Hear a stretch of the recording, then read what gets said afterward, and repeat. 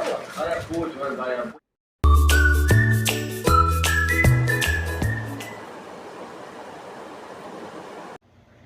Everyone, good morning. कसे आहात तुम्ही? आशा करते तुम्ही सगळे सुखी आणि स्वस्त असाल.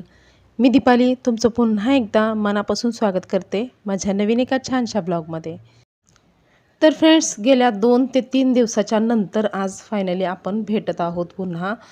तर 2 ते 3 दिवस झालं ब्लॉग अपलोड केला नव्हता, कारण म्हणजे काहीतरी वेगळ्या कामामध्ये बिझी झाले होते मी. त्यामुळं म्हणजे व्हिडिओ ना शूट करून ठेवला होता, पण एडिट करून अपलोड करता आला नाही. तर फ्रेंड्स, हा व्हिडिओ आहे 3 दिवसापूर्वीचा आणि पहाटेची वेळ आहे. तर इथे उठल्या उठल्या मी ना दुधाचा टोप जो आहे तो फ्रीजमध्ये ठेवत आहे. तर रात्री ना आमच्या इथे रात्रभर लाईट नव्हती आणि त्यामुळं ना मग मी ही आयडिया केली होती की दूध तापवलं आणि त्यानंतर ना ताटामध्ये पाणी भरून घेतलं आणि त्या ताटामध्येच टोप ठेवून दिला. म्हणजे ही अशी आयडिया ना माझी मम्मी करायची, जेव्हा म्हणजे फ्रीज वगैरे काही नसायचं ना त्या टायमाला. हे अशा प्रकारे दूध म्हणजे खराब होऊ नये त्यासाठी मी अशा प्रकारे मम्मी ताटामध्ये पाणी घ्यायची आणि दुधाचा टोप जो आहे तो त्या ताटामध्ये ठेवायचा, म्हणजे सकाळपर्यंत दूध चांगलं राहत होतं. तर मग तसंच केलं होतं मी. आणि आजकाल ना म्हणजे हे अजून पावसाळा चालू पण नाही झाला, म्हणजे कधी कधी तर थोडंसं असं म्हणजे आभाळ भरून आल्यासारखं होतं, पण पावसाळा अजून चालू पण नाही झाला. उन्हाळ्याचे दिवसच आहेत, पण तरीसुद्धा आजकाल थोडाफार लाईटीचा प्रॉब्लेम होत आहे आमच्या इथे. पण घरामध्ये इन्व्हर्टर असल्यामुळे काही एवढं हे वाटत नाही. फक्त फ्रीज आणि ॲक्वाचं हे नाही, त्याला कनेक्शन नाही इन्व्हर्टरला. त्यामुळं फक्त पिण्याच्या पाण्याचा आणि थंड होण्याचा म्हणजे पाणी जे आहे ते थंड होण्याचा तेवढा प्रॉब्लेम होतो. बाकी दुसरा काही प्रॉब्लेम होत नाही. लाईट, फॅन वगैरे सगळं चालू असतं. तर आता इथे उठल्या उठल्या मी म्हणजे पीठ मळून घेतलं. त्यानंतरनं भाजीची पण तयारी केली. तसं तर रात्रीच मी भाजीला काय बनवायचं असतं हे ठरवत असते आणि त्यानंतर मग हे करत असते. तर रात्री मग मी ना हे गवारच्या शेंगा होत्या, तर गवार बनवायचे ठरवलं होतं. तर आता म्हणजे रात्रीच मी गवार वगैरे सगळं व्यवस्थित नीट करून ठेवली होती आणि आता गवार बनवायची म्हणजे फोडणी द्यायची राहिली आहे.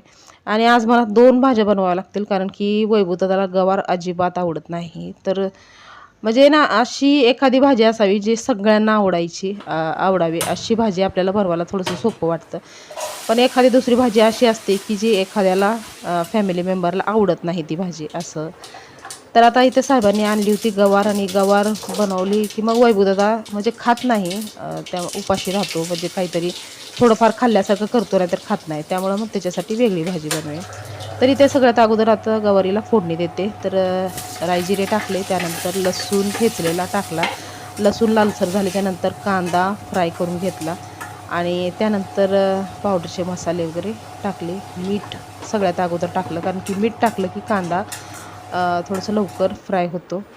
त्यानंतर मग पावडरचे म्हणजे काही काळं तिखट वगैरे टाकून फोडणी दिली गवारीला. गवार अगोदर भाजून घेतली होती आणि ते सगळं डिटेलमध्ये नाही दाखवलं मी, कारण की अगोदर मी गवारीची भाजी म्हणजे बनवलेली ती रेसिपी शेअर केली होती, त्यामुळे ते नाही दाखवली.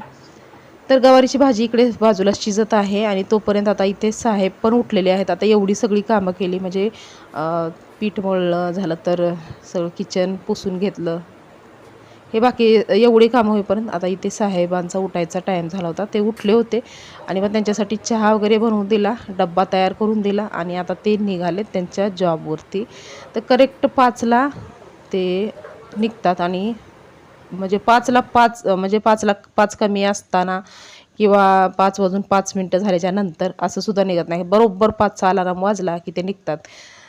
तर इथे बघा गरमीचे दिवस चालू आहेत, त्यामुळं आम्ही ना सगळं पूर्ण बाहेरच हे टाकलं होतं, गादी वगैरे सगळं टाकलं होतं आणि सगळेजण झोपलो होतो पिक्चर बघत बघत रात्रीचं.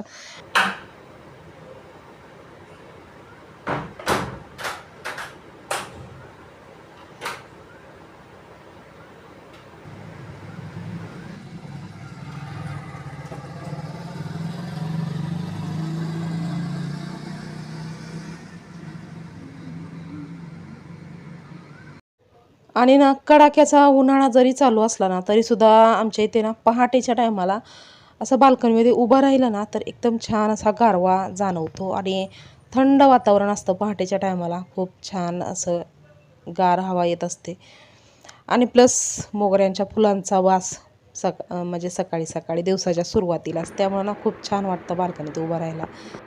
आणि त्यानंतर आता वाजलेले आहेत सकाळच्या 6 आणि इथे बघा खूप म्हणजे उजळलेलं आहे. उन्हाळा चालू आहे ना, त्यामुळे 6 वाजताच एवढं उजळलेलं असतं छान असं. तर आता इथे मी सगळ्यात अगोदर रोपांना पाणी देते, कारण की हे राहून गेलं ना मग नंतर ना मग तसंच राहून जातं आणि मग ऊन पडलं ना तर मग रोपांना पाणी देता येत नाही. त्यामुळं अगोदर यांना पाणी देऊन घेते, कारण की आजकाल आपल्याला सुद्धा म्हणजे किती वेळा तहान लागते, किती वेळा आपण पाणी पितो ते गिनती नसते. त्यामुळं ना रोपांना मी रोजच्या रोज पाणी देते न विसरता, आणि ते पण सकाळच्या टायमामध्येच. कारण झाडं म्हणा, प्राणी म्हणा, पक्षी म्हणा, हे सुद्धा आपल्यासारखे सजीवच असतात. त्यामुळं त्यांनासुद्धा तहान लागते, त्यांनासुद्धा पाण्याची गरज असते. त्यामुळं आपलंच काम आहे, त्यांना मागता तर येत नाही, त्यामुळं आपलंच काम आहे की आपण त्यांना वेळेवरती अन्न पाणी दिलं पाहिजे. तर आता इथे बघा सकाळची वेळ आहे आणि थोडासा माझा घसा खराब झाला आहे, त्यामुळं आवाज थोडासा वेगळाच हे होतो. तर सकाळची वेळ आहे आणि खूप प्रसन्न वातावरण वाटतं सकाळच्या टायमाला. पण कामं भरपूर असतात, त्यामुळं जास्ती वेळ असं बाहेर बसता येत नाही. डायरेक्टली आता करते मी कामाला सुरुवात. तर आता 6 वाजून गेलेत आणि वैभवदत्ताची शाळा आहे 7:30ची. तर तोपर्यंत इथे मी अंघोळ वगैरे करून घेतली आणि अंघोळ एकदाशी केली की मग फ्रेश फ्रेश वाटतं. आणि वैभवदादाच्या डब्याची तयारी म्हणजे मी ना चपात्या वगैरे पहिलेच बनवून ठेवल्या नाहीत, तर जे उरलेलं पीठ होतं ते मी फ्रीजमध्ये ठेवून दिलं होतं, डब्यामध्ये झाकून फ्रीजमध्ये ठेवून दिलं होतं. तर आता त्याच्या चपात्या पण बनवायच्या आहेत आणि आता त्याच्यासाठी एखादी वेगळी भाजी बनवायची आहे. तर चपात्या पण ना गरम गरम असल्या तर म्हणजे खायला चांगलं वाटतं आणि थंड झाल्या की मग चांगल्या वाटत नाहीत, म्हणून ना मग मी हे केले. आणि चहा चपाती त्याला आवडते, चहा चपाती खातो तो आवडीने, त्यामुळं मग म्हणलं की चपात्या जरा गरमच बनवाव्या आणि त्यामुळं ना मग मी पहाटेच्या टायमाला चपात्या बनवल्या नव्हत्या. तर आता इथे अंघोळ वगैरे झाल्या केस वगैरे विंचरू घेतले आणि त्यानंतर थोडंसं टिकली पावडर लावलं आणि त्यानंतर आता निघाली आहे किचनमध्ये. तर आता भाजी काय बनवायची ते प्रश्न पडला होता मला, कारण की घरामध्ये दुसरी भाजी नव्हती. गवार होती ती बनवली, पण गवार त्याला आवडत नाही आणि तो बोलतो की मला गवार नाही आवडत. पण जबरदस्तीनं खायला सांगितलं ना थोडंसं खातो, पण पोटभर खात नाही तो. त्यामुळं मग म्हणलं की अर्ध्या पोटी राहण्यापेक्षा त्याच्यासाठी वेगळीच काहीतरी भाजी बनवावी म्हणून. आता इथे आली आहे किचनमध्ये आणि आता इथे भाजीला काय नसलं ना तर मग कांद्याची चटणी बनवते मी. तर आता कांद्याची चटणी बनवायची म्हणलं तर मग आता इथे 4 मीडियम साईजचे कांदे घेतलेले आहेत आणि आता याला चॉपरमध्ये बारीक असं चॉप करून घ्यायचं आहे. त्या अगोदर हे कांदे जे आहेत ते साल, आता मी किचन तर सगळं स्वच्छ केलं होतं, सगळं क्लीन केलं होतं आणि त्याच्यामध्ये आता कांदे वगैरे कापायचे, लसूण सोलायचं, पुन्हा दुसरं हे करायचं म्हणलं तर मग ते पुन्हा घाण होतं, म्हणून ना.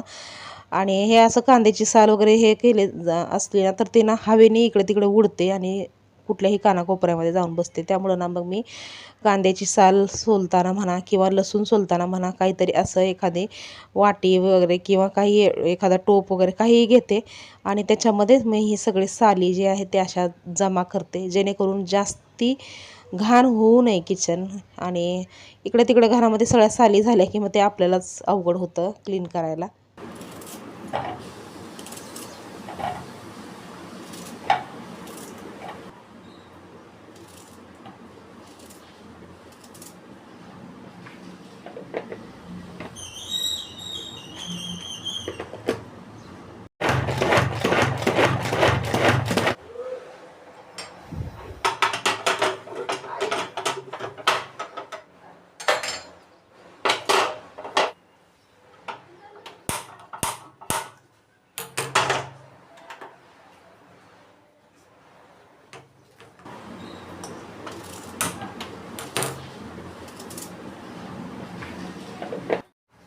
आणि बऱ्याच वेळा ना माझ्यासोबत हे असं होतं की गॅसचा कॉक मी बंद करत असते खालून आणि त्यानंतर वरती शेगडीचे बटणं दाबत दाबत असते आणि लायटर चालू करत असते. म्हणजे ते लक्षातच राहत नाही की कॉक बंद केला आहे खालून. आणि त्यानंतर मग पुन्हा मग खाली हे करून चेक केलं की मग बंद आहे कॉक हे कळतं. तर बऱ्याच वेळा असं म्हणजे फसल्यासारखं होतं मला. तर आता इथे कांद्याची चटणी बनवण्यासाठी मी इथे तेल घेतलेलं आहे 2 चमचे साधारणतः तेल घेतलेलं आहे. त्यानंतर त्याच्यामध्ये टाकलेली आहे राई. तर इथे जिरे पण टाकायचे असतात, पण ना जिरे संपले होते माझे, कारण की अखेर महिना चालू आहे आणि आता रॅशन हळूहळू सगळं संपलेलं आहे. अखेर महिना चालू म्हणजे आता 1 तारीख जरी आली तरी रॅशन जे आहे ते 1-2 तारखेला भरत असतो आम्ही. त्यामुळे आता रॅशन सगळं संपलेलं आहे घरातलं आणि त्यानंतर मग आता जे आहे त्याच्यानेच बनवायचं आहे, ते जे काही जेवढं आहे अवेलेबल त्याच्यानेच. तर आता राई व्यवस्थित तडतडल्याच्या नंतर याच्यामध्ये ना ठेचलेला लसूण ॲड केला. 10 पाकळ्या होत्या मीडियम साईजच्या ठेचून घेतल्या होत्या. त्या लसूण ना लालसर असा होईपर्यंत व्यवस्थित फ्राय केला, हलका असा लालसर होईपर्यंत. आणि त्यानंतर याच्यामध्ये जे आपण कांदे 4 होते ते बारीक चिरून घेतले होते चॉपरने. तर ते कांद्याचं हे ना याच्यामध्ये ॲड करून घेतलं. आणि आता हे कांदा पण ना व्यवस्थित फ्राय व्हावा त्यासाठी याच्यामध्ये थोडंसं ना मीठ टाकायचं, जेणेकरून कांदा ना व्यवस्थित फ्राय होतो. तर आता इथे बघा हलकासा कांदा फ्राय झालेला आहे. आणि त्यानंतर त्याच्यामध्ये इथे मी हळद टाकलेली आहे. तर अर्धा चमचा हळद. आणि त्यानंतर आपल्याला जेवढं तिखट, कोणाला तिखट कमी लागतं, कोणाला तिखट जास्ती लागतं, तर आपल्या आवडीनुसार इथे तिखट ॲड करायचं आहे. तर मी इथे काळं तिखट घेतलेलं आहे घरगुतीवालं, ते 4 चमचे ॲड केलं. आणि त्यानंतर चवीपुरतं मीठ टाकलं. तर मीठ अगोदर टाकलं नव्हतं मी कांदा फ्राय होण्यासाठी, म्हणून मी आता मीठ टाकलं. आणि आता हे सगळं व्यवस्थित असं कमीत कमी 1 मिनिटभर तरी याला व्यवस्थित असं फ्राय करून घ्यायचं, जेणेकरून ना हे चटणी हळद हे जे ना तेलामध्ये मसाल्यासोबत फ्राय झालं ना थोड्या वेळ, तर मग त्याला कलर जो आहे तो चांगला येतो. तर आता इथे बघा डार्क कलर आलेला आहे चटणीला. आणि आता याच्यामध्ये थोडंसं शेंगदाण्याचं कूट ॲड करायचं, जेवढं आपल्याला पाहिजे तेवढं शेंगदाण्याचं कूट इथे ॲड करायचं. तर एकदम बारीक वाटलेलं आहे आणि 4 चमचे शेंगदाण्याचं कूट मी इथे ॲड केलं. तर आता हे सगळं व्यवस्थित असं मिक्स करून घ्यायचं आणि त्यानंतर याच्यामध्ये थोडंसं पाणी ॲड करायचं. आणि पाणी एकदम थोडंसं टाकायचं आहे. तर इथे मी अर्धा ग्लासपेक्षा कमी पाणी टाकलेलं आहे. आणि आता याला झाकून ठेवायचं. तर याच्यामध्ये ना बारीक चिरलेली कोथिंबीर पण ॲड करायची, ज्याने टेस्ट थोडीशी जास्ती वाढते. हिरवी कोथिंबीर बारीक चिरलेली ॲड केली ना तर टेस्ट चांगली लागते याच्याने. तर आणि त्यानंतर ना मग झाकून ठेवायचं आणि याला जास्ती शिजवत बसायची गरज नाही.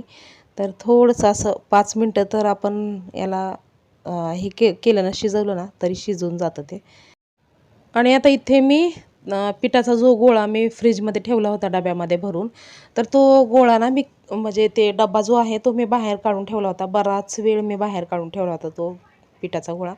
आणि त्यानंतर ना मग मी पुन्हा थोडंसं त्याच्यामध्ये पाणी टाकून त्याला मळून घेतलं आणि थोडंसं तेल लावून त्याला ठेवून दिलं. म्हणजे ते फ्रीजमध्ये ठेवल्यावरती ना पीठ जरा जास्तीच घट्ट झाल्यासारखं होतं आणि ते जास्तीच चिकट झाल्यासारखं होतं.